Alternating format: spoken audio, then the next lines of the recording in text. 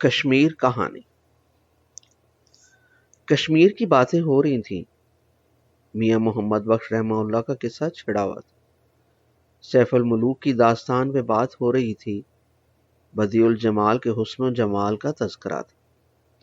بات ہو رہی تھی کہ میاں جی رحمہ اللہ نے بدیع الجمال کا حسن و جمال ایسے بیان کیا ہے کہ اسے پڑھتے پڑھتے پڑھنے والا اسے دیکھنے لگ جاتا، اور سیف الملوک کی طرح اس کے عشق میں مبتلا ہو کے پہاڑوں، ندی نالوں اور سمندروں میں ہزار ہا بلاؤں سے لڑتا لڑتا اسے پانے کی جستجو پا لیتا۔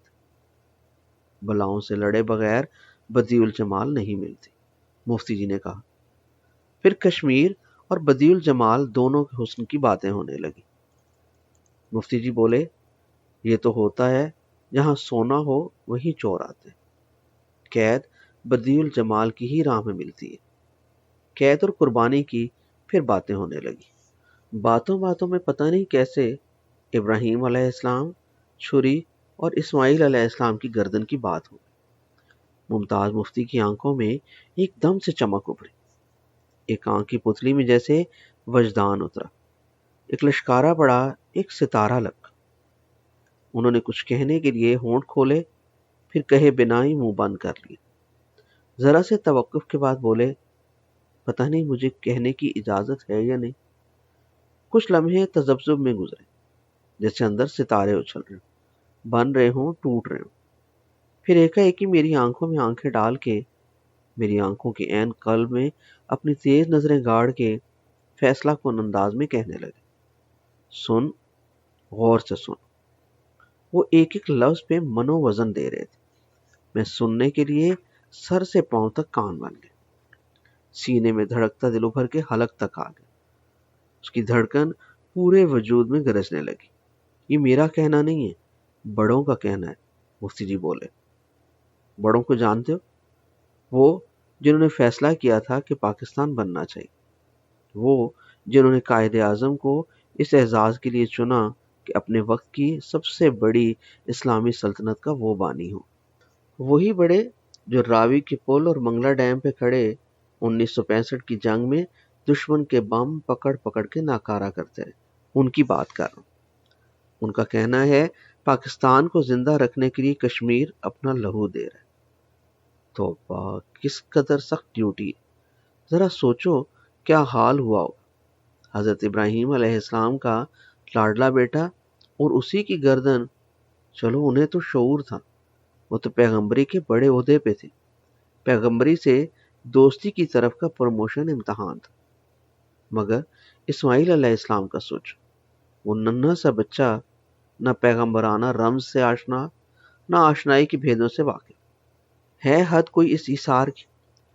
خود اپنی پھول سی کومل گردن چھری کی دھار کے نیچے رکھ لی، اپنے بابا کی خاطر، یا بابا کے یار کی خاطر۔ کیوں ہے نہ سوچنے کی بات۔ مفتی جی کی آنکھ میں پھر ایک ستارہ اچھل کے چمکا، اور وہ بولے، کشمیر بھی سوچنے کی بات ہے۔ دیکھ کیسے اس نے زعفران کے کھیتوں میں اپنے زخموں کی فصل پالی۔ ظلم ختم ہونے میں نہیں آتا، بڑھے جاتا ہے، گھر گھر میں ممتا لہو لہان ہے۔ کیوں؟ تو نے بیٹھ کے تسلی سے ایک رات، پوری ایک رات کبھی سوچا ہے اسے؟ بول۔ میں نے ندامت سے سر خفیف سا نفی میں ہلایا۔ مفتی جی نے میرے کندھے پہ ہاتھ مار کے کہا، میں نے بھی نہیں سوچا تھا۔ پھر پتہ نہیں کیسے بیٹھے بٹھائے ادھر کا حکم ہو گیا۔ یہ ان دنوں کی بات ہے جب تو ابھی پیدا بھی نہیں ہوا تھا۔ مفتی جی نے اپنی بات جاری رکھی۔ جب پاکستان نے نیا نیا جنم لیا تھا، ابھی پاؤں پاؤں چلنا نہیں شروع کیا تھا، ابھی اس کے دودھ پینے کے دن تھے۔ جانتے ہو قوموں کی شیرخواری کے زمانے میں آزادی کی کیا قیمت ہوتی؟ خون۔ واہگہ بارڈر سے پار مشرقی پنجاب سے لاشوں سے بھری گاڑیاں آ رہی تھیں۔ ریل کی پٹڑیاں لال ہو گئی تھیں۔ بچے نیزوں میں پرو کے تلے جا رہے تھے۔ گردنیں مولی گاجر کی طرح کاٹی جا رہی تھیں۔ پنجاب کے ہرے کھیتوں میں مسلمان سر بیج کی طرح بوئے جا رہے تھے۔ سہاگ کٹ رہے تھے، سہاگنیں لوٹی جا رہی تھی۔ چاروں طرف سے لال خونی آندھی نے دبوچا ہوا تھا۔ اسی آندھی کے بیچ پاکستان طلوع ہو رہا تھا۔ ادھر کشمیر میں ڈوگرا راج کے آخری دنوں کا لال طوفان تھا۔ جگہ جگہ لاشیں اٹھ رہی تھیں، زعفران کے کھیتوں میں مسلمان بچے ذبح ہو رہے تھے۔ ایسے تو نہیں زعفران کو خوشبو ملی، چاند جی، خوشبو اور مٹی کی ہمیشہ قیمت دینی پڑتی ہے۔ کوئی بچے کے خون سے بڑی قیمت؟ اسماعیل علیہ السلام کی گردن پہ چھری سے بڑا کوئی امتحان ہے؟ بول۔ گلی گلی کریا کریا محاذ بنا ہوا تھا۔ محاذ اور جہاد کے انہی دنوں کی بات ہے جب یہ آزاد کشمیر آزاد ہو رہا تھا۔ مجھے یہاں آنا پڑ گیا۔ تو راولا کوٹ بھی رہا ہے؟ مفتی جی مجھے پوچھنے لگے۔ ہاں جی، وہاں میری پہلی پوسٹنگ ہوئی تھی، میں نے کہا۔ ہوئی نہیں تھی، کی گئی تھی۔ مفتی جی نے سر ہلا کے آنکھیں نچا کر کہا۔ ایک ہی بات ہے، میں نے لاپرواہی سے کہا۔ ایک بات نہیں ہے بیلا پیارے، فرق ہے۔ تو اب بھی سمجھتا ہوگا کہ مظفر آباد آ گیا خود سے۔ مفتی جی کروٹ بدل کے رازداری سے مسکرانے لگے، جیسے میں ان کی مسکراہٹ دیکھ نہ لوں۔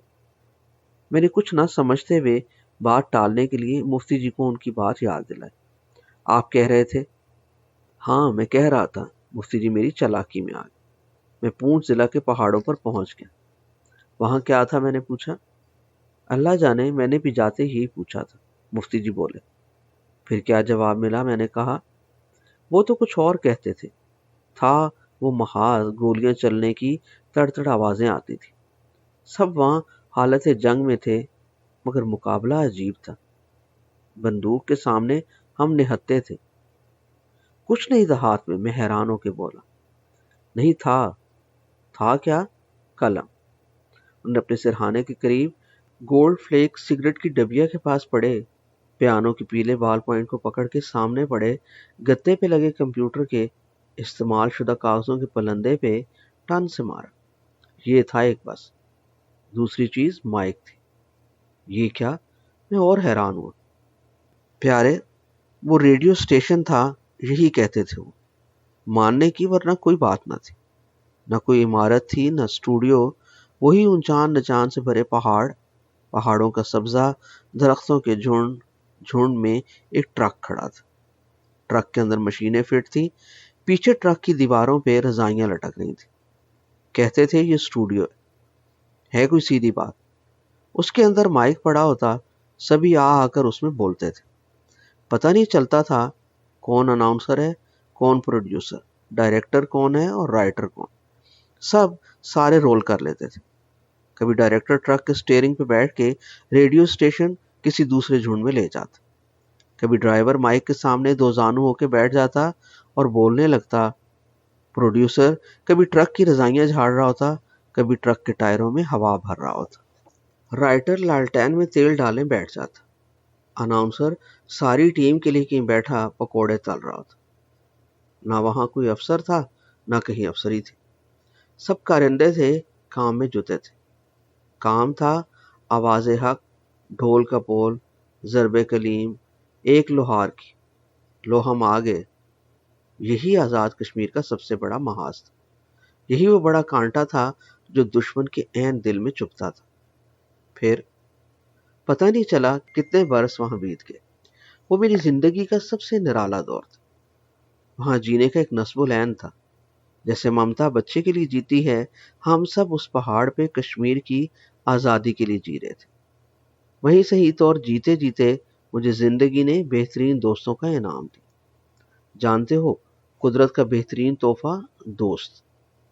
جیسے میری زندگی کے ان آخری برسوں میں کئی اچھے دوست مل گئے، تم مل گئے۔ تم تو ایسے ملو جیسے کسی جیت کی ٹرافی ملی، کوئی انعام ملا ہو آخری دنوں کا۔ وہ مجھے چھیڑنے لگے۔ میں پھر لڑنے بیٹھ گیا۔ آپ کو آخری دنوں کا بول کے بڑا چین ملتا ہے۔ کوئی نہیں ہے آخری دن، ابھی تو آپ نے اگلی صدی میں جانا ہے۔ میرے پیارے، اگلی صدی جاؤں گا، ضرور جاؤں گا، پر تم یہ کیوں چاہتے ہو میں یہ پرانا تھکا بوسیدہ جسم لے کر ہی نئی صدی میں جاؤں؟ پھر وہی، میں زچ ہو گیا۔ آپ دوستوں کی بات کر رہے تھے۔ ہاں، وہاں مجھے مسعود قریشی ملا، عمر ملا، عماد اور اعظمی ملے۔ آج تک ملتے ہیں نا، اسی بدماشی سے ملتے۔ جب ہم سارے اکٹھے ہوتے ہیں تو پھر ہمارے درمیان آزاد کشمیر ریڈیو بولنے لگتا ہے۔ مجھے مکالمہ بولنے اور لکھنے کا استاد بھی وہیں سے ملا، محمد حسین۔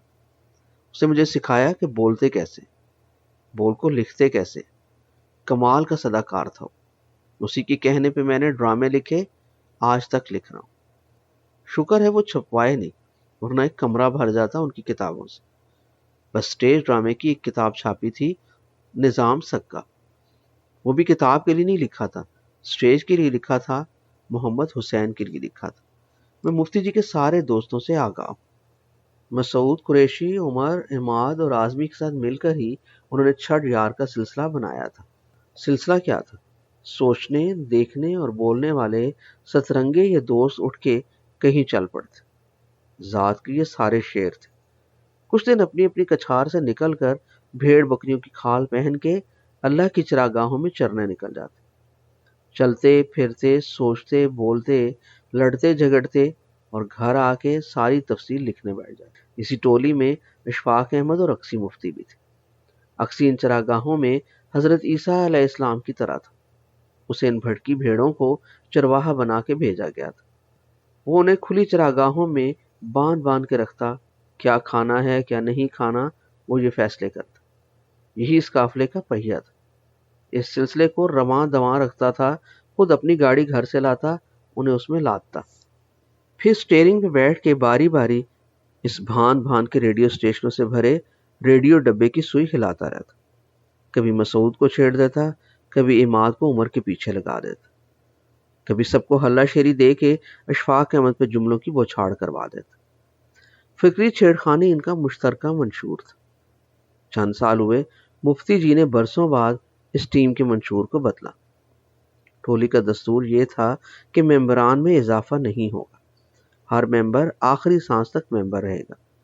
منشور توڑنے کے لیے مفتی جی نے ایک ایک ممبر سے مشورہ کیا، مگر مشورہ کرتے ہوئے دھونس سے اپنا فیصلہ بھی ہر ایک کو بتا دی۔ مفتی جی سے لڑنے کی سب کو اجازت ہے، مگر لڑائی میں کسی کو ان سے جیتنے کا حق نہیں تھا۔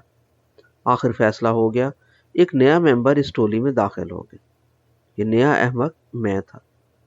2-3 سال پہلے کی بات ہے، میں نے اس ٹولی کے ساتھ پہاڑوں پہ سفر کیا، گلیات میں ٹھہرا۔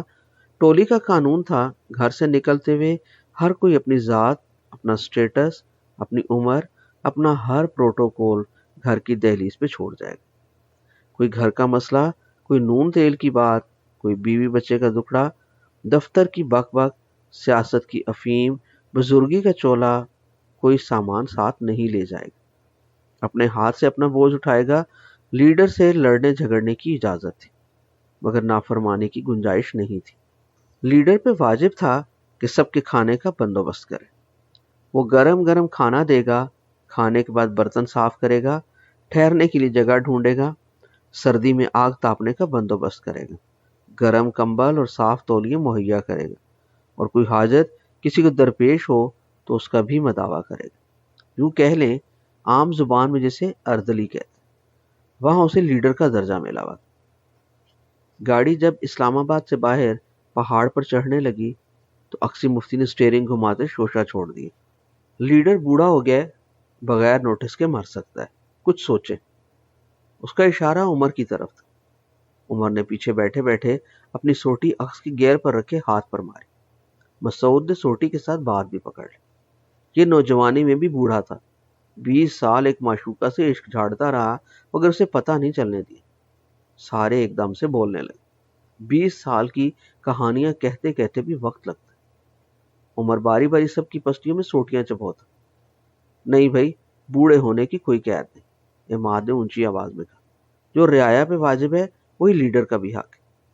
اسے یہ کہہ کے سب سے بوڑھی رعایا ممتاز مفتی کے کندھے پر ہاتھ مارا۔ اللہ کے بندو، رعایا کی ادھر چلتی نہیں، رعایا کا ادھر نام مخلوق ہے، اور وہ بے بس ہے۔ ممتاز مفتی بولنے لگے۔ رعایا اور مخلوق میں فرق ہے، اسے سمجھو۔ رعایا کے ہاتھ کھلے ہوتے ہیں اور مخلوق کے بندھے۔ یہ تقدیر کی رسی سے بندھی ہے۔ میں کب سے پلیٹ فارم پہ بیٹھا ہوں، وہ مجھے چڑھنے نہیں دیتا۔ اوپر والا نیپوٹزم کرتا۔ میں کئی سالوں سے کھڑکی کے سامنے کھڑا ہوں، مجھے ٹکٹ نہیں دیتا، پیچھے آنے والے ٹکٹ لیے جاتے۔ مفتی جی نے بات ختم کی۔ تو کھڑکی کے سامنے کسی اور مقصد سے کھڑے، کھڑکی کے اندر ٹکٹیں دینے والی حور کو تاڑ رہا ہے تو، وہ ٹکٹ کیسے دے؟ اس کا دل نہیں چاہتا کہ وہ اس لذت کی دلدل سے نکلے۔ مسعود قریشی بولا، اوئے وہ حور بے وقوف ہے، اسے کہہ ٹکٹ دے دے، یہ مفتی ہے، اس نے ٹکٹ لے کر بھی تاڑا تاڑی نہیں چھوڑنی، وہ بھلیکھے میں۔ بول اسے، عمر نے عماد کی پسلی میں سوٹی چبھو کے کہا۔ میری اس سے گپ شپ ہوتی تو تیری سفارش کے بہانے اپنا دل بھی بہلا لیتا۔ عماد ہنسنے لگا، سب کہہ لگانے لگے۔ دیکھ میں تو کھڑا ہو گیا، تو ایسا نہ کر لینا اسے مغالطہ ہو جانا۔ مفتی جی نے اعظمی کو جواب دیا۔ ایک بڑا کہکا پڑا۔ مفتی جی کی آواز پھر کہکے کے بیچ ابھری، میرے پیارو کسی غلط فہمی میں نہ مارے جانا، کھڑکی کے پیچھے کوئی حور نہیں ہے، حورا ہے جس کی شان ہی بوڑھا پان ہے۔ دوسری بات یہ ہے کہ اس ٹولی میں بوڑھے ہونے کی اجازت ہے مگر بغیر نوٹس کے مرنے کی اجازت نہیں۔ یہ تو اپنے لیے کہہ رہا ہے۔ مسعود نے مفتی جی کا بازو دبایا۔ نہ چاند جی، میں تو رعایا ہوں، یہ لیڈر پہ واجب ہے۔ لے تو اب مرنے بھی نہیں دے گا؟ عمر نے مفتی جی کی سیٹ پہ سوٹی ماری۔ نہ، یہ قانون ہے، کوئی اپنا ولی عہد بنا لو پھر نوٹس دینا ہم کنسیڈر کریں گے۔ مفتی جی بولے، چلو آج ڈپٹی لیڈر کا انتخاب کر لو۔ عماد نے کہا، یہ سارے کھڑکی سے ایک جتنے فاصلے پہ ہی کھڑے ہیں، کیا پتہ ڈپٹی لیڈر کو لیڈر سے پہلے ٹکٹ تھما دیا جائے۔ اکسی ابھی جوان ہے، عمر بولا۔ اس کے بارے میں کیا خیال ہے؟ ابھی اسے ساگ نظر آتا ہے، اب تو یہ فصل اس کے دفتر میں اگائی جاتی۔ اعظمی نے کہا، نہ تو اس کی بات نہ کر، یہ دفتر کی فصل پکنے کے بعد گھر کے کچن میں لے جاتا ہے، اسے گملے میں لگا دیتا ہے۔ اس کا اشارہ اکسی کی دوسری شادی کی طرف تھا جو اس نے دفتر کی سیکرٹری سے کی تھی۔ دیکھو میرے پیارے بوڑھو، کسی مغالطے میں نہ رہنا، میں 50 سے اوپر ہو گیا ہوں، 50 سے اوپر آدمی کو آپ اپنی صف سے نہیں نکال سکتے۔ دوسری بات یہ ہے کہ میں سٹیئرنگ پر بیٹھتا ہوں اور لیڈر کی لازم ہے کہ اس کا ہاتھ رعایا کے سٹیئرنگ سے دور ہو۔ بولو اب۔ اکسی نے سر اور سٹیئرنگ دونوں ہلا کے کہا۔ ہاں بھائی، یہ دوسری بات وزنی ہے۔ مفتی جی نے سارے ہلایا۔ پھر سب ایک دوسرے کے چہروں کو تکنے لگے۔ اکسی مفتی نے پھر شرارت کی، وہ تمہارے پیچھے جو نیا نکور ممبر بیٹھا ہے اس کے بارے میں کیا خیال ہے؟ عمر میں آدھا ہے تم سب سے۔ ڈاکٹر، مسعود نے میری طرف دیکھا۔ ہاں، اب رعایا کے مرض اتنے بڑھ گئے ہیں کہ کنشتر والے ہاتھ کی ضرورت ہے۔ اعظمی نے کہا۔ یہ کرنل؟ عمار نے میری طرف گردن گھما لی۔ ہاں، اب فوجی تمہارے بگڑے قدم سیدھے کر سکتا ہے، مجھ سے تو ساری عمر تم لوگ سیدھے نہیں ہوئے۔ عمر نے ہار مان لی۔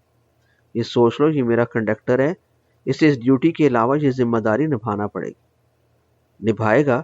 مفتی جی نے یوں زور لگا کے کہا جیسے شرط لگا رہے ہو۔ ٹھیک ہے، منظور ہے، ہو گیا یہ مسئلہ بھی طے۔ مگر میری بھی تو سنو اللہ کے بندو، میں ہاتھ پیر مارنے لگا۔ خاموش، اس ٹولی میں لیڈر اور نامزد لیڈر کو رعایا کے فیصلوں پر بولنے کا حق نہیں ہے۔ فی الحال تو یہ سوچ ان بوڑھوں کے لیے پہاڑ پر گرم پانی کا انتظام کیسے کرنا ہے اور اس گاڑی کو کس چشمے پہ تو نے دھونا ہے۔ اکسی مفتی نے مجھے تنبیہ کی۔ چھڑ یار کا آخری سفر مفتی جی نے مظفر آباد کا طے کیا تھا۔ چلنے کی تاریخ انہوں نے اپنی وفات سے 10 دن پہلے کی رکھی اور کشمیر میں اپنا قیام 12 دن کا بتایا۔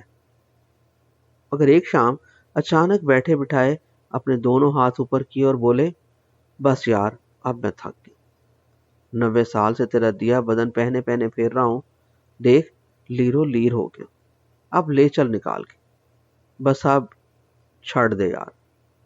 اپنے دانے ہاتھ سے اپنا بایاں کندھا تھپ تھپایا اور بولے، چھڑ یار ہن جان دے۔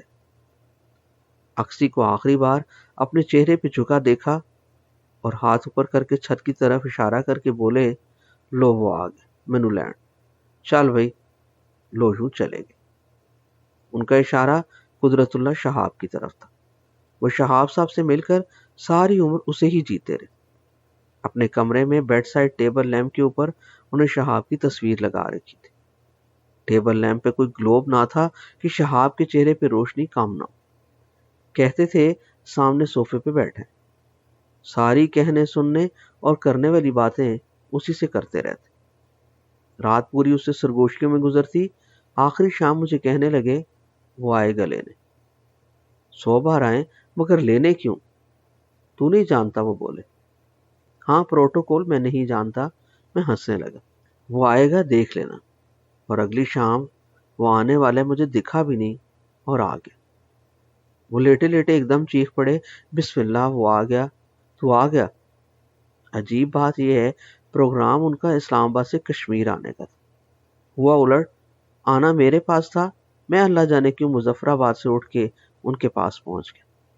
مفتی جی بولے، کتنی چھٹی لے کر آیا تو؟ 12 دن۔ میں نے کہا، اتنے دن کیوں؟ پتہ نہیں، زندگی میں پہلی بار بغیر وجہ کی چھٹی لی تھی۔ مجھے کیا پتا تھا کہ چوتھی چھٹی پہ مفتی جی چلے جائیں گے، اور باقی کی ساری چھٹیاں مفتی جی کے گھر میں سپارے پڑھتے اور کرسیاں سیدھی کرتے گزرے گی۔ میرے منہ سے پتہ نہیں سن کے مفتی جی مسکرائے جیسے وجہ جانتے ہو، پھر انگلیوں پہ دن گننے لگے۔ کس دن حاضری ہے تیری؟ انہوں نے پوچھا۔ میں نے تاریخ بتا دی۔ دن؟ میں سوچنے لگا، وہ پھر انگلیوں پہ کچھ گننے لگے۔ یہ ان کی آخری شام کی بات ہے۔ جس شام قبرستان میں وہ زمین کے نیچے اتر رہے تھے، اسی وقت اسلام آباد کے ایک بڑے ہوٹل کے ہال کمرے میں ان کے لیے صدارت کی کرسی خالی پڑی تھی۔ یہ جلسہ کشمیر اکیڈمی کا تھا۔ اسٹیج کے پیچھے دیوار پر لگے بڑے بینر پہ میاں محمد بخش رحمہ اللہ سیمینار لکھا تھا۔ جس لمحے قبرستان میں مفتی جی کی قبر پہ لوگ مٹھی مٹھی مٹی ڈال رہے تھے، کشمیر اکیڈمی کا ڈائریکٹر جواد جعفری ڈائس پر کھڑا گلوگیر آواز میں میاں محمد بخش رحمہ اللہ کے جلسے کا آغاز مفتی جی کی وفات پہ تعزیت کے ریفرنس سے کر رہا تھا۔ ادھر قبر پہ پوچھا کر کے پھول ڈال کے قبرستان میں دعا ہو رہی تھی، ادھر ہوٹل کے ہال میں کشمیر کا صوفی منیش وزیر اعظم مفتی جی کے لیے ہاتھ اٹھائے کھڑا تھا۔ میاں محمد بخش رحمہ اللہ کا سارا جلسہ آمین آمین کہہ رہا تھا۔ اس آواز میں میاں محمد بخش رحمہ اللہ کی آواز کی سی خوش الحانی تھی، جسے بچپن میں ان کے گلے سے سن کر ایک قلندر نے ان کے کندھے پہ ہاتھ مار کے کہا تھا، جا، جیسا سونا گلا تجھے ملا ہے اس سے بھی اچھا لکھنے کو ملے۔ اس وقت کسی کو یہ علم نہیں تھا کہ میاں جی کو جو قلم ملنے والا ہے وہ چلتے چلتے کہاں تک جائے گا۔ ہوا یوں کہ ایک دن مفتی جی نے مجھے کہا، تو جا کسی بڑے سے قلم لے آ، جس کے پاس قلم ہو اور دینے کی شکتی بھی۔ میں اٹھ کے ان کے پیروں میں بیٹھ گیا اور بولا، لو سرکار، عطا ہو، منگتا حاضر ہے۔ انہوں نے میرے کندھے پہ ہاتھ مارا اور بولے، یہ تو ہے تیرے پاس، لو مہر بھی لگا دیتا ہوں۔ انہوں نے میری کمر پہ ایک مکی ماری اور مجھے ڈانٹ کے بولے، سیدھا ہو کے بیٹھ جا، میاں جی کی بات کرنے لگا۔ ہوا یوں کہ ایک دن میں میاں جی رحمہ اللہ کی قبر پہ گیا، دعا کے لیے ہاتھ اٹھائے تو سیف الملوک کے صفوں سے بدیع الجمال نکل کے سامنے آ کھڑی، بولی، میں میاں جی کا قلم ہوں، کچھ مانگنا ہے تو مجھے مانگ۔ میں اسے ایک نظر دیکھ کے سر سے پاؤں تک منگتا بن گیا۔ اب جو میاں جی رحمہ اللہ کے پیروں کو چھو کے ہاتھ اٹھائے تو میاں جی نے کان میں سرگوشی کر دی، بولے، پیر میرا ہے دمڑی والا، پیر شاہ قلندر، پیر میرا ہے دمڑی والا، پیر شاہ قلندر، مدد کریندہ جیڑا میری توہاں جہانا اندر۔ میاں جی رحمہ اللہ کی زیر لبی کان میں پڑنے کی دیر تھی، مفتی جی نے منہ پہ ہاتھ پھیرا اور لوگوں سے سرکار دمڑی والے پیر شاہ کا پتہ پوچھتے پوچھتے پہنچ گئے قلندر کی پرانے۔ پھر؟ میں نے سانس روک کے پوچھا۔ پھر کیا؟ مفتی جی بولے، رکھ دی عرضی، بول دیا، سرکار یہ کیا، اتنی کنجوسی، ایسا قلم، اور ایک بار ہاتھ کیوں روک لیا، یہ آ گیا منگتا۔ اور مفتی جی کہتے ہیں، میں نے صاف کہہ دیا کہ سرکار مجھے اپنی ڈٹھائی کا علم ہے اور آپ کی شان سے بھی آگاہ ہوں، نہ مجھ میں اتنا حوصلہ ہے کہ ہاتھ پھیلا کے خالی جاؤں، نہ آپ کا یہ ظرف ہے کہ منگتے کو خالی جانے دیں۔ بات سمجھ میں آتی، اب تو تصدیق ہو گئی، میاں جی کا جلسہ مفتی جی کے لیے دعائے خیر سے کیسے شروع ہو۔ تعزیت کے لیے آنے والوں میں سب سے پہلے وزیر اعظم آزاد کشمیر سردار قیوم کیوں فاتحہ پڑھنے آئے۔ سردار صاحب کے بارے میں ایک رازدار نے بتایا تھا کہ میاں جی سے یہ ایسا عشق کرتے ہیں کہ انہیں سوچنے بیٹھیں تو انہیں بخار چڑھ جاتا ہے۔ آخر میاں جی رحمہ اللہ اور مفتی جی میں سانجھا کیا تھا؟ بات تو قلم کی تھی، جو دونوں نے ایک ہی آستانے سے لیا تھا۔ پیر شاہ غازی رحمہ اللہ سرکار کے بزرگ بھی ارادوں کے پکے تھے۔ ایک وہ ہیں جس حجرے میں رہے، اس حجرے کا نام ہی شہر کا نام بن گیا، حجرہ شاہ مقیم۔ کہتے ہیں پہلے اس مقام پہ ان کے دادا میرا بہاول شاہ قلندر رحمہ اللہ آئے تھے۔ 70 برس ایک لنگی پہن کر ایک پتھر سے ٹیک لگا کے اپنے رب کو سوچتے رہے۔ اللہ جانے 70 سال کا عرصہ تھا یہ سوچ کی حدت۔ اٹھنے لگے تو کمر کی ساری جلد پتھر سے چپکی رہ گئی۔ مڑ کے دیکھا تو پیچھے پتھر کی سل پہ ساری کمر کی کھال کاغذ بن کے چپکی ہوئی تھی۔ کہنے والے کہتے ہیں کہ قلم سے پہلے کاغذ آیا۔ اسے ایک کاغذ کے اجزائے ترکیبی دیکھیں تو ہوش اڑ جاتا۔ 70 سال کا عرصہ، پتھر کی سل پہ بے حرکت زندہ ننگی پیٹھ، پوری کمر کی کھال اور رب واحد کی سوچ کا مراقبہ۔ توبہ! خدا جانے انہوں نے یہ کاغذ کیوں بنا کے دکھایا؟ شاید آنے والوں کو یہ جتانے کے لیے کہ لو بعد میں کسی نے قلم ہاتھ میں لیا تو اسے یاد رہے کہ کاغذ بنتا کیسے ہے، کتنی دیر لگتی ہے کاغذ بننے میں۔ ان بزرگوں میں ایک اور صفت بھی نمایاں، وہ ہے جلال۔ جلال کے لیے کہتے ہیں جمال کا منعکس عکس ضروری ہے، سورج کی تمازت کے ابلاغ کے لیے جیسے چاند۔ جلال کا یہ عالم تھا کہ دریا کو ڈنڈا لے کر پیٹنا شروع کر دی۔ دریا نے جگہ بدل لی۔ جگہ بدلانے کی ضرورت یوں پیش آئی کہ جہاں جا کے بیٹھتے تو وہیں گھاٹ بن جاتے، عورتیں اکٹھی ہو جاتی۔ مفتی جی تک آتے آتے گمان ہے کہ ڈنڈے کی نوبت نہیں آئی۔ وہ ساری عمر گھاٹ پر ہی بیٹھے رہے۔ گھاٹ پر زیادہ عرصہ کوئی بیٹھا رہے تو کرشن بن جاتا۔ وہ بیٹھے بیٹھے کرشن جی ہو گئے۔ عورتیں گوپیاں بنی، ساری عمر ان کے ارد گرد منڈلاتی رہی جیسے گڑ کی پھیلی پر مکھیاں۔ مفتی جی کا کام یہ تھا کہ گڑ کی مکھی کو شہد کی مکھی بنا دیتے تھے۔ جو غلاظت پہ بے لگام اڑتی پھرتی ہو اس کا رخ بدل دیتے تھے، ہدف بدل دیتے تھے، اسے شہد کشید کرنے کا پابند کر دیتے تھے۔ دن میں 15-20 خطوط لڑکیوں کے آتے تھے۔ وہ ایک ایک خط کا جواب دیا کرتے تھے۔ کہتے تھے میرے مرشد کا حکم ہے کہ جواب ضرور دینا، ورنہ قیامت کے دن پوچھ گچھ ہوگی۔ کسی نے تمہیں آواز دی، تم نے مڑ کے دیکھا کیوں نہیں؟ انہیں دفنا کے گھر آیا تو ان کے سرہانے اس دن کی ڈاک پڑی تھی، چھوٹے بڑے لمبے چوڑے ہر سائز کے لفافے۔ سب سے اوپر کا خط اٹھایا، وہ مظفر آباد سے تھا۔ لکھنے والی شہناز ایک کشمیری لڑکی تھی۔ میری آنکھوں میں آنسو آ گئے۔ جو خط مفتی جی نے کھولنا تھا مجھے کھولنا پڑ گیا۔ شہناز کے خط نے اندر کے بند بھی کھول دی۔ وہ لکھ رہی تھی، مفتی جی کچھ دن سے مجھے عجیب سے خواب آ رہے، آپ کہیں جا تو نہیں رہے؟ وہ مفتی جی کو منشی جی لکھا کرتی تھی۔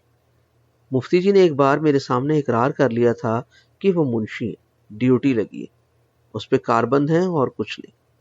لکھنے والے کے لیے اس سے بڑا کیا اعزاز ہو سکتا ہے؟ میں نے کہا، تو میری زندگی کی سب سے بڑی آزمائش ہے، تیری ان باتوں سے میرا دماغ خراب نہیں ہونے والا۔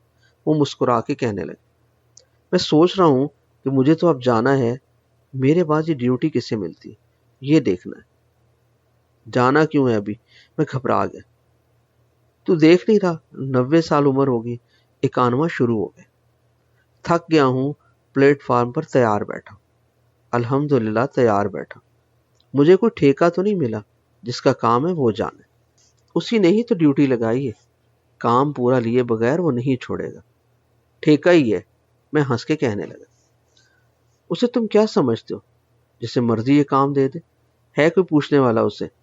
مفتی جی جلال میں آ گئے، پھر کچھ سوچ کے بولے، دیکھیں اب یہ منشی پنا کسے ملتا ہے؟ پھر ایک دم سے بول پڑے، لگتا ہے تیری شامت آئی، تیرے گلے یہ ڈھول پڑے گا، ساری عمر بجانا پڑے گا، ورنہ اور کوئی دلیل نہیں ہے، تو میرے اتنے قریب کیسے آ گیا؟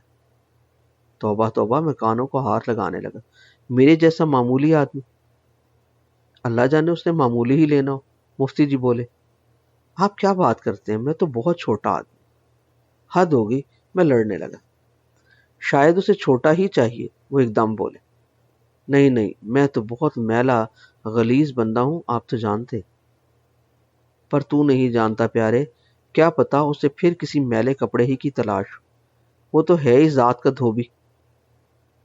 اوہو، میں تو ویسے ہی نالائق آدمی ہوں، میں نے زد ہو کے کہا، میرے پیارے اس نے لائق کی لیاقت چاٹنی، وہ خود بہتیرا لائق ہے، کیا پتا کسی نالائق کو ریکروٹ کرنا ہو۔ بن پڑھے کو وہ کائنات کے علم پڑھا دیتا ہے، تم کیا اسے پڑھا رہے ہو؟ نہیں، مگر کوئی میرٹ، کوئی قابلیت، کریڈینشلز، کوئی کرائٹیریا، کچھ تو ہوگا سسٹم وہاں پر۔ نہ، وہ ان سے بے نیاز ہے، وہ خود سب سے بڑا سسٹم ہے۔ یہ تو سراسر نیپوٹزم ہے۔ وہاں ہے ہی نیپوٹزم، اسے تم تقدیر کہہ لو۔ ہے کوئی دلیل اس کی؟ بول۔ مفتی جی مسکرا رہے تھے اور شہناز کا خط رو رہا تھا۔ اخسی مجھے مفتی جی کے سارے خط دے کر کہہ رہا تھا، یہ لے جا، ان کے جواب اب تو لکھا کر۔ میں نے ساری عمر بدیسی زبانیں پڑھی ہیں، مجھے نہ اردو پڑھنی آتی ہے نہ لکھنی۔ نہ، میں مفتی جی کو لکھے خط کا جواب دینے کا اہل نہیں، کسی میں بھی یہ اہلیت نہیں۔ مفتی جی تو زخموں کو سیتے تھے، میں کھرچتا ہوں۔ نہ، میں کیا لکھ سکتا ہوں شہناز کو؟ اس کا خط سسکیاں لے رہا تھا۔ مفتی جی، میں نے خواب میں آپ کو سامان باندھتے دیکھا ہے۔ آپ ادھر کشمیر آ رہے ہیں نا؟ کشمیر جنت ہے، یہاں آپ کا دل لگ جائے گا۔ اسے کیا پتا تھا کہ جس دن اس کا خط مفتی جی کے گھر پہنچے گا وہ گھر بدل چکے ہوں، پکے پکے جنت میں جا بسے ہوں۔ کشمیر میں جا کر گھر بسایا ہوگا۔ اسے مفتی جی خط میں مظفر آباد میرے آنے کا لکھ چکے تھے۔ وہ لکھ رہی تھی کہ وہ میرے گھر میں فون کرتی رہی، فون نو ریپلائی تھا، دفتر والے کہہ رہے تھے چھٹی پہ اسلام آباد گئے۔ وہ حیران تھی کہ ان دنوں میں مفتی جی نے کشمیر میں میرے گھر آنا تھا، میں کیوں ادھر چلا گیا؟ آنے جانے کا چکر کشمیر میں لگا ہی رہا۔ حیرانی کی بات یہ ہے کہ یہاں کشمیر سے پیار کرنے والے جتنے آئے باہر سے آئے، اور کشمیر نے جن میں اپنے موسم پروئے سجائے وہ یہاں سے نکل کے دور جا بیٹھے۔ اپنی اپنی قسمت، جنت ہر ایک کے نصیب میں نہیں ہوتی۔ کہتے ہیں باغ میں پودے ہوں تو جہاں اور پرندے آتے ہیں ایک آدھ بلبل بھی چلی آتی۔ باغ تو اسی کے چہچہانے سے بنتا ہے۔ یہاں الٹ ہوا، یہاں بلبل شاہ رحمہ اللہ پہلے آئے، باغ یہ بعد میں بنا۔ وہ آئے اور ان پہاڑوں کے پیڑوں اور وادیوں میں اسلام کا پیمند لگا کر اسے اسلام کا سب سے حسین باغ بنا دی۔ تبت کے ایک شہزادے رنچن کو وحدانیت اور شریعت کا ابلاغ دے دیا۔ اسے رنچن سے صدر الدین کا نام دیا۔ ایک پردیسی مسافر کو اٹھا کے کشمیر کا بادشاہ بنا دیا، پہلا مسلمان بادشاہ۔ پھر کیا تھا، ایک سے بڑھ کر ایک خوش الحان، خوش رنگ اور خوشبودار پرندے یہاں اڑتے چلے آئے۔ باغ بن گیا، سج گیا۔ اسلام کی مہک اس کے پھولوں پتوں میں سرایت کر گئی۔ آنے والوں میں ایک سے ایک بڑا نام۔ ملتان کے خانوادے سے سہیلی سرکار رحمہ اللہ نکلے، گجرات اور مانسیرا سے ہوتے ہوئے مظفر آباد میں نیلم پار اترے اور یہیں کی مٹی میں رچ بس گئے۔ اس مٹی سے ایسا پیار ڈالا کہ یہیں کی پہچان بن گئی۔ اس مٹی کو اپنا نام دے دیا۔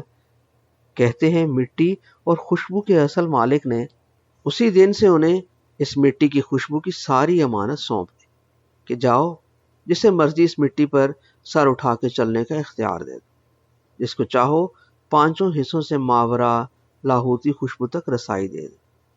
جن کو علم ہے ان سے پوچھ کے دیکھ لیں۔ حکومت کوئی بھی ہو، یہاں سکہ انہی کا چلتا ہے۔ کچھ سکے چلتے ہیں، کچھ بولتے ہیں۔ شیخ نور الدین ولی رحمہ اللہ چرار شریف والے اپنے والد کے ساتھ کشتواڑ سے چلے آئے۔ آج انہی کے نام سے کشمیر دنیا بھر میں گونجتا ہے۔ گونج کا کام ہے گونجنا، گونج آتی بھی ہے، جاتی بھی ہے۔ چلے جانے والوں میں کئی ایسے بھی آئے جو یہاں رہے اور پھر جاتے ہوئے اس طور گئے کہ ان کا جانا کسی کو نظر ہی نہیں آیا۔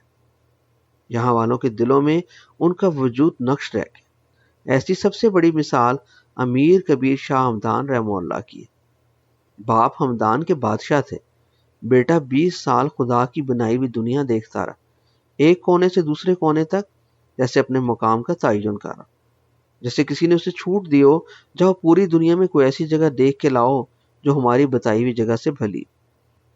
اب جنت سے بہتر کوئی جنت ہی ہو سکتی ہے۔ آخر 20 سال کی تلاش کے بعد طے شدہ جگہ پہنچ گئے۔ لوگوں سے پوچھا کون سی جگہ ہے؟ وہ بولے کشمیر ہے۔ مفتی جی اٹھے تو مشرقی پنجاب سے تھے، پیدا امبالہ میں ہوئے، ملتان میں وقت گزرا، کراچی میں نوکری کی، لاہور رہے، پھر حکم ہو گیا پہاڑوں کی طرف چلو۔ ان کے گرو قدرت اللہ شہاب جیسے گلگت میں پیدا ہو کے جموں سے اتر کے اپنے آبائی وطن لدھیانہ کے پاس دوراہے سے سرہند نہر کے ساتھ روپڑ کے چمکور صاحب مشرقی پنجاب پہنچ گئے۔ پاکستان بنا تو صدر کے سیکرٹری بن گئے۔ آزاد کشمیر کی حکومت قائم ہوئی تو وہاں کے پہلے چیف سیکرٹری ہوئے۔ ساری دنیا گھوم آئے، دل کشمیر میں رہا۔ وہی مفتی جی کو پکڑ کر پہاڑوں پہ لائے تھے۔ یہ پہاڑوں کی دہلیز پہ آ کے رک گئے۔ عجز کا یہی تقاضا تھا، گھمانے والا بھی کب اپنے ارادوں سے چوکتا ہے۔ سارے پہاڑوں کی سیر کرا دی۔ پہلی ڈیوٹی تو کشمیر کی آزاد آواز لکھنے پر لگی۔ آزاد کشمیر ریڈیو میں پھر ان کا یہ حال تھا کہ دفتر کے دنوں میں ڈیوٹی کرتے، چھٹی کے دن سر پر بستر بوریاں اٹھائے کشمیر کی وادیوں اور پہاڑوں کی چڑھائیوں اترائیوں میں گھومنے پھرنے کا اوور ٹائم لگاتے۔ یہاں اپنی مرضی سے کیا ہوتا ہے؟ مرضی کا ہستی سے تعلق ہے۔ ہونے کو سب کی مرضی ہوتی ہے، مگر ہستی جس کی بڑی ہو مرضی اس کی چلتی ہے۔ لاٹھی جس کی ہو اسی کی بھینس ہوتی ہے۔ وہ بھینس بنے اللہ کی لاٹھی کے آگے لگے پھرتے رہے۔ کبھی وادی لیپا میں پھرتے نظر آ جاتے، وہاں کی کتھا کاشی ناگ ندی کے شفاف پانی سے پانی پینے کے بہانے چوری چوری وضو کر لیتے۔ کسی چشمے، کسی جھرنے کے قریب، کسی چٹان کی اوٹ میں چھپ کے ان جھرنوں، چشموں، ندی نالوں کے خالق کو سجدہ کر لیتے۔ کبھی یہ نیلم وادی میں پھرتے دیکھے گئے۔ تقسیم سے پہلے تو نندا بس سروس پہ 4 روپے دے کر لاہور سے سیدھے سری نگر تک ہوا ہے۔ ان کی خواہش جو پوری ہونے سے رہ گئی تھی وہ یہی تھی، وہ پھر سے 4 روپے خرچنے کی تھی، مگر اپنی اس خواہش کی تکمیل کا انہوں نے مجھ سے وعدہ لے لیا اور بولے جب جاؤ تو مجھے مل کے جانا، اور دیکھو جانا ضرور۔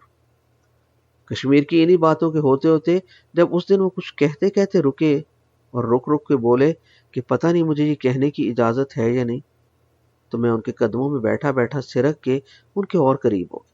سر سے پاؤں تک کان بن گیا۔ ان کی آنکھوں میں ستارے مچل رہے تھے، جیسے ایک بار وہ پھر سے نندا بس سروس پہ سوار۔ بس لاہور سے سری نگر جا رہی ہو اور بس کے ماتھے پر پاکستان کا جھنڈا لگا۔ کہنے لگے بڑوں کا یہ کہنا ہے کہ کشمیر کو قربانی کے لیے چن لیا گیا۔ بولے یہ تو اعزاز ہے جسے مل جائے۔ پہلے پاکستان بنا تو یہ اعزاز پنجاب کو مل گیا، مشرقی پنجاب۔ پورے مشرقی پنجاب میں جہاں مسلم اور غیر مسلم آبادی میں 19-20 کا فرق تھا، ایک بھی مسلمان نہیں بچا۔ یا تو وہ کٹ گیا مر گیا یا لٹ لٹا کے ادھر آ گیا۔ اب جب اسے قائم رکھنے کی بات آئی تو کشمیر کا انتخاب ہو گیا۔ بات میری سمجھ میں نہ آئی، انہوں نے میرے چہرے سے پڑھ لیا۔ بولے غور سے سن، دیکھ اگر تقسیم میں کوئی سکم نہ رہتا تو گمان یہی تھا کہ تقسیم پلٹ جاتی۔ ادھر کے لالا جی کا بھی یہی ارادہ تھا کہ بس 1-2 سال صبر کر لو۔ 2-1 سال بعد جب خون اور خاک کی آندھی رکتی تو اس نے اپنی چھری بغل میں دبا کر رام رام کہتے ہوئے ہمیں خریدنے نکل پڑنا تھا۔ اسے کاروبار کرنا آتا ہے، اسے خرید لینا تھا، ہم نے بک جانا تھا، ادھار پہ سودا طے ہو جانا تھا۔ پیارے سنو، مفتی جی اکثر کہا کرتے تھے، میں ہندو کے غصے سے نہیں اس کے پیار سے ڈرتا ہوں۔ اگر ہمارا اس کا کوئی مسئلہ باقی نہ رہ جاتا تو اس نے اپنے زہریلے پیار سے ہمیں ایسا ڈسنا تھا کہ ہم نے پانی نہیں مانگنا تھا۔ شکر کرو اس سے دوستی کی بجائے دشمنی کا رشتہ بن گیا۔ ہماری تاریخ پڑھ کے دیکھ لو، ہمارے تو بڑے بڑے مہاولی ان کے 2 ٹکے کے برہمن کے آگے گھٹنے ٹیک کے اس کی پیتل کی گڑوی کے نیچے اپنے دونوں ہاتھ پھیلا کے بیٹھ جاتے تھے۔ گڑوی سے نکلتے پانی کی دھار کو پی کر پیاس بجھاتے تھے۔ برہمن ہاتھ جوڑ کے مہا بھارت کی ساری کتھا اپنی مسکراہٹ میں بھر کے کہتا تھا، مہاراج جل حاضر ہے، بس گڑوی کو ہاتھ نہ لگائیے، چکٹ ہو جائے گی۔ کسی عالم بنا جہانگیر، شاہ جہاں اور عالمگیر نے اس برہمن سے پوچھنے کی جرت نہیں کی کہ اللہ کے بندے تیری جل پریاں تو ہمارے حرم میں پڑی، وہ بھرشٹ نہیں ہوتی، یہ تیری گڑوی کی ایسی کیا پوترتا ہے؟ مگر جہاں گڑوی اور جل پری میں سے کسی ایک کا انتخاب کرنا ہو تو تاریخ بتاتی ہے مسلمانوں نے ہمیشہ دوسری کو چنا۔ مفتی جی بولے تو اس کے پیار سے واقف نہیں ہے، میں واقف ہوں، وہ ہماری ساری احتیاجوں کا بھیدی ہے۔ اس نے ایسی مستعدی سے ہماری حاجت روی کرنا تھی کہ ہمارا ناس مار دینا تھا، گڑویوں اور گڑ کی ڈلیوں کے ڈھیر لگا دینے تھے، ہمارے پر کاٹ کے تتلی سے سنڈی بنا دینا تھا، اور کیڑے مار دوائیوں جیسے اپنے زہریلے پیار سے ہمیں تلف کر دینا تھا۔ ہمارے پاس تھا ہی کیا؟ نہ کاروبار تھا، نہ تعلیم تھی، نہ اسے برتنے کا سلیقہ تھا۔ 2-1 سال اس نے ہمیں رام رام کر کے ایسے رام کرنا تھا کہ ہمارا سارا جن واپس بوتل میں بند ہو جانا تھا، اور اس نے پھر اپنی گڑوی اٹھا کے کہنا تھا، مہاراج میں اپنے ہاتھ سے پلاتا ہوں، بس گڑوی کو ہاتھ نہ لگائی، ہماری ذات پھر سے اچھوت کے برابر ہو جانی تھی، سمجھے؟ تھوڑی دیر وہ خاموش رہے، پھر کانوں کو ہاتھ لگا کے بولے، شکر کرو بچ گئے، مگر اس کی قیمت کشمیر کو دینا پڑ گئی۔ بیچارہ کشمیر پہلے ٹکوں پہ بکا تھا، اس بار قیمت گردنوں کی لگ گئی۔ توبہ توبہ، بہت بڑی ڈیوٹی ہے، آدھی صدی ہونے کو آئی، ڈیوٹی ختم نہیں ہوئی۔ ہم تو آزادی کے مزے لوٹ رہے ہیں، اور وہ جو اس آزادی کا پہرا ہے، ان کا سوچو، وہ کیا قیمت ادا کر رہے ہیں اس کی۔ چھری پھر اسماعیل علیہ السلام کی گردن پہ۔ بدیع الجمال ابھی تک جن کی قید میں، دیکھو وہ سنبھل کے اٹھ کے بیٹھ گئے۔ وہ ہماری جنگ لڑ رہے ہیں، انہیں تنہا نہ کر دینا، انہیں کمزور نہ ہونے دینا، ان کے ہاتھوں میں ہاتھ دو، ڈرو اس وقت سے جب مورچہ ان کے پیروں سے نکل گیا، خدا نہ کرے کبھی ایسا ہو، ورنہ جنگ پھر خیبر سے کماڑی تک ہمارے گھروں میں لڑی جائے گی۔ کمر کس لو، میاں جی رحمہ اللہ کی بدیع الجمال اب تمہارے ہاتھ میں، سیف تمہیں اللہ نے دی ہے، یہ کہانی تمہیں ایک بار پھر سے لکھنی ہے، یہی میرا حکم ہے۔